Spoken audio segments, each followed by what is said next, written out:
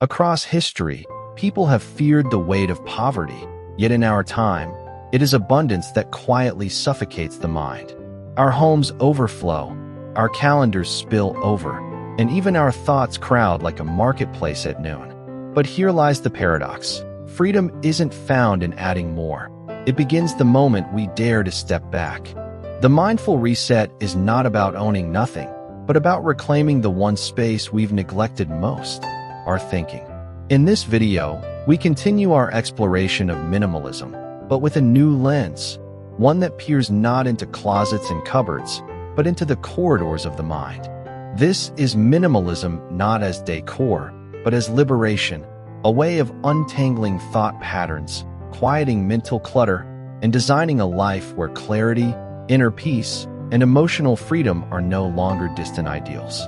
Stay with me, because what unfolds ahead are the overlooked secrets of living freely, lightly, and unburdened in a world that demands too much of us. To understand the mindful reset, we must first recognize that most of our exhaustion does not come from the tasks we complete, but from the noise we carry in our heads. Thoughts recycle endlessly, unfinished conversations, worries about tomorrow, the pressure to keep up with everyone else. It is this background hum, more than anything, that quietly drains our mental health. The ancient philosophers, from the Stoics of Rome to the Zen teachers of Asia, understood that liberation begins not with wealth or possessions, but with clarity of thought.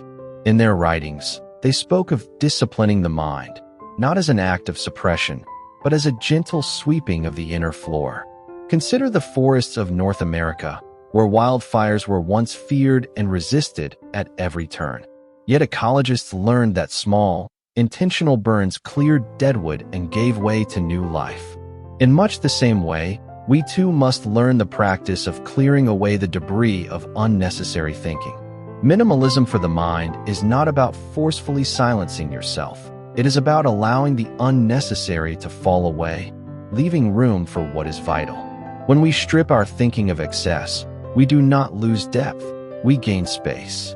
We uncover the soil in which creativity, presence, and emotional well-being can grow. The mindful reset is this act of quiet removal. It is noticing when thought becomes clutter, when an idea repeats itself without purpose, when a worry spins in circles without end.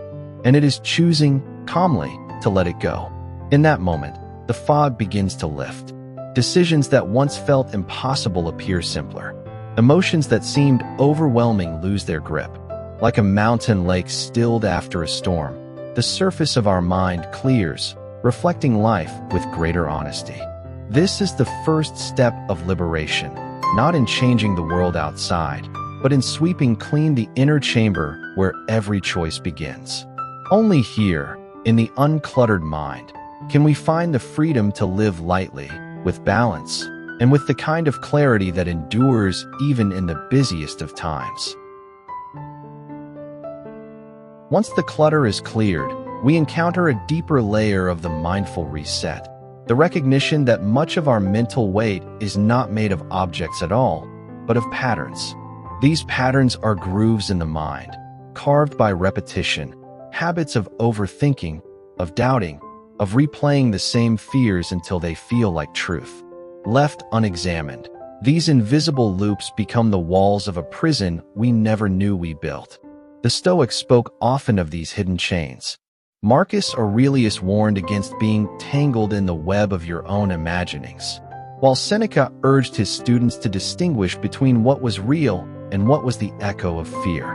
Today, neuroscience confirms what they sensed centuries ago. The brain does not merely think, it repeats, reinforcing the same circuits until they harden into pathways.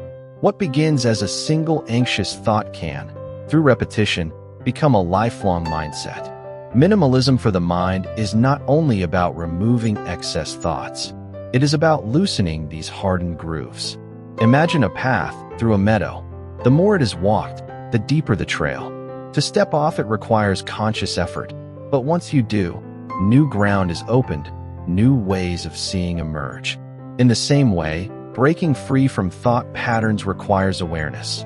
Noticing when the same script begins again, pausing before it completes, and gently choosing another direction. This is where mindfulness and minimalism converge. By resetting our mental defaults, we allow space for flexibility and growth. Instead of being pulled along by the weight of yesterday's fears or the momentum of outdated beliefs, we begin to act with intention. The result is a subtle but profound shift. Decision-making becomes clearer, anxiety loses its grip, and our sense of self is no longer bound by automatic repetition. Liberating your thinking, then, is not about replacing every negative thought with a positive one. It is about refusing to be enslaved by repetition.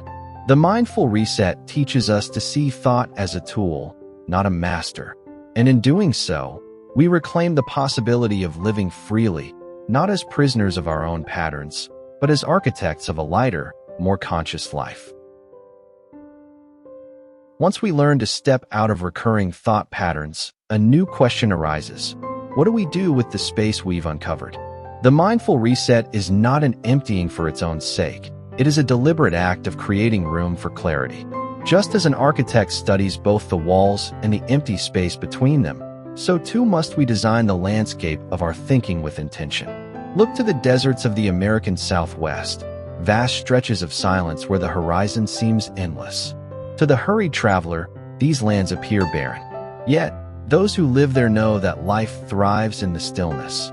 Cactus blooms, hidden springs, migratory birds resting in their passage. The space is not wasted. It is the very condition that allows survival and beauty. Our minds require the same expanses. Without mental spaciousness, every thought competes for oxygen, and we suffocate under the pressure of our own busyness. Designing mental space is the conscious refusal to fill every gap with noise. It might mean leaving questions unanswered for a while, resisting the urge to constantly analyze, or allowing silence to be present in our daily rhythm. It is not laziness, nor avoidance. It is cultivating the mental equivalent of open sky, so that when a clear idea or a genuine insight arrives, it does not drown in clutter, but shines like a star against the night. The practical outcome of this is profound. When we protect space in the mind, creativity begins to surface, not as forced effort, but as natural emergence. Emotional balance steadies, because thoughts no longer collide in endless traffic. And clarity of purpose, so often buried under the noise of modern life, becomes visible again. The mindful reset teaches us that true minimalism is not about the absence of thought, but about the careful design of mental landscapes. By curating emptiness, we create the conditions for clarity, wisdom, and the quiet kind of freedom that allows us to walk through the world lighter, more deliberate, and more attuned to what truly matters. Minimalism for the mind does not end with decluttering or even with the creation of space. Its true power lies in directing thought with intention. We often believe our minds are free, but in reality, they drift like a ship without anchor, pushed by currents of advertising, news cycles, and the expectations of others. The mindful reset asks us to take the helm, to steer thought not toward distraction, but toward what sustains and liberates. History offers striking lessons in this practice. Consider the journals of Marcus Aurelius, written not as a performance, but as private reminders to himself. Each page was an exercise in intentional thinking, focusing on principles, stripping away vanity, and realigning with values. In his words, we see a discipline of attention, choosing where to direct his energy rather than scattering it across every passing impulse. In modern terms, this is the art of designing one's mental diet. Just as a body grows unhealthy on empty calories, the mind grows restless on a diet of constant noise. Intentional thinking does not demand that every thought be profound. Instead, it invites us to filter what we allow to occupy our mental space. We can choose to reflect on gratitude rather than grievance, on solutions rather than endless problems, on principles rather than gossip. In this way, thought becomes purposeful, each one a small investment in the life we wish to build. The effect is liberation. Stress begins to lose its grip because not every demand is granted our attention. Anxiety softens because the mind is no longer scattering itself across 1,000 futures, but resting on what is within reach. Over time, intentional thinking becomes not a task, but a rhythm, an inner compass pointing toward clarity, stability, and peace. This is the essence of the mindful reset, to recognize that freedom is not the absence of thought, but the sovereignty to choose which thoughts we entertain. And once that choice is reclaimed, we discover that mental minimalism is not about less. It is about finally having enough space to think clearly and enough clarity to live freely. There comes a point in every great journey where the true measure of progress is not counted in what we have gained, but in what we have become. Self-mastery, at its core, is the quiet art of aligning who we are with who we wish to be. It is less about bending the world to our will and more about harmonizing our will with the steady rhythm of life itself. The Stoics knew this well. They did not promise a life without storms, but rather taught us how to stand firm when the winds of fate grew fierce. To master the self is to cultivate an inner sanctuary, one that no upheaval can breach, no chaos can topple. It is the recognition that freedom is not found in the absence of restraint, but in the presence of discipline. The discipline to choose wisely, to act with intention, to rise above the noise of fleeting desire and external approval. This legacy of self-mastery is not reserved for emperors, philosophers, or saints. It belongs to anyone willing to slow their step and listen to the cadence of their own being. The modern world, with all its distractions, tempts us to scatter our attention like seeds on barren ground. But the Stoic path asks us instead to plant deeply, to cultivate the soil of our character, and to reap the harvest of tranquility. Here, in this simple but profound labor, we find the essence of becoming the best version of ourselves, not in comparison with others, but in harmony with the best that lies dormant within us. And so, the final gift of this journey is a paradox. In mastering ourselves, we do not become rigid or confined, but free. Free from the tyranny of impulse. Free from the endless chase of consumerism. Free from the anxieties born of measuring life against impossible standards.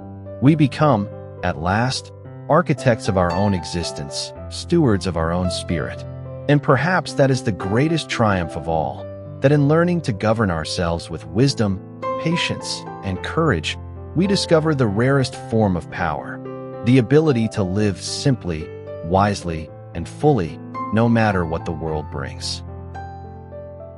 In the quiet end of our journey, we return once more to the gentle truth that simplicity is not about what is removed, but what is revealed. A life pared back to its essence uncovers the rhythm of existence that was always there, patiently waiting beneath the noise. Extreme minimalism, as guided by elder wisdom, shows us that enough is not a number but a feeling, one that arrives when we align with the balance of nature, with the hum of our own hearts, and with the silent wealth of contentment. But this journey does not end here. It continues in countless directions, each step unfolding another layer of wisdom, another perspective on how to live meaningfully in a world so easily cluttered with excess. If this reflection stirred something within you, I invite you to wander further. On this channel, you will find paths into the voices of the elders, guardians of truths that time itself has safeguarded, and explorations of the hollow era we inhabit today, where abundance has too often replaced purpose. Each video is another piece of this tapestry, a chance to slow down, to listen, and to reclaim the art of living with less, yet feeling so much more. So let curiosity guide you, as it always has. Continue onward, explore the playlists, and allow the wisdom you uncover to become not just knowledge, but practice. For in doing so, you may discover that the life you seek has been within reach all along. Simple, profound, and beautifully enough.